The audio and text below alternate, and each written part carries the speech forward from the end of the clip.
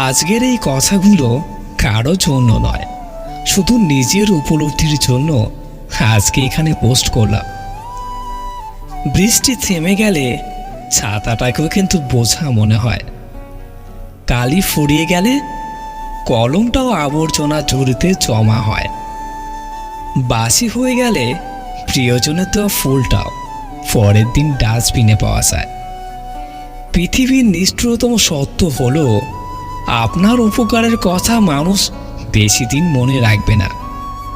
জীবনের সবচাইতে নিদারুণ বাস্তবতা হলো, কার কাছে আপনি কতদিন প্রায়োরিটি পাবেন সেটা নির্ভর করবে কার জন্য কতদিন কিছু একটা করার সামর্থ্য আছে তার ওপর।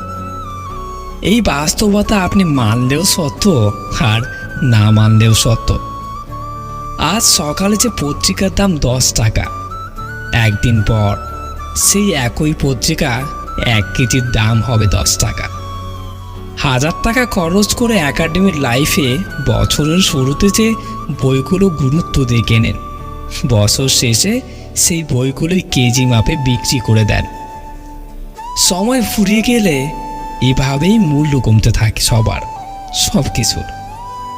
আমরা আপদ মস্তিষ্ক স্বার্থপর প্রাণী। ভিখারিকে 2 টাকা দেওয়ার আগেও মানুষ চিন্তা করে কতটুকু পূর্ণতা অর্জন হবে। বিনা স্বার্থে কেউই ভিক্ষুককে ভিক্ষা দেন না। এত কিছুর পরেও চলুন একটু হেসে কথা বলি, রাগটাকে কমাই, অহংকারকে ত্যাগ করি।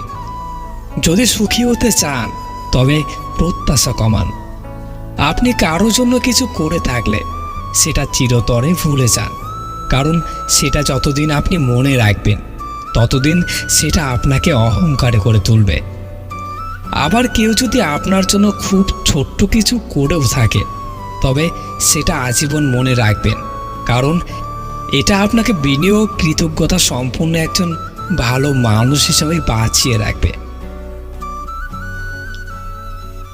কথাগুলো কেমন লাগলো? যদি ভালো লেগে থাকে লাইক, কমেন্ট, শেয়ার এবং সাবস্ক্রাইব করতে প্লিজ ভুলবেন না। আর হ্যাঁ, যদি ফেসবুকে শুনে থাকেন তাহলে ফলো অবশ্যই করবেন। দেখা হচ্ছে পরবর্তী গল্পে বা আমার লেখা কিছু কথাতে। ধন্যবাদ।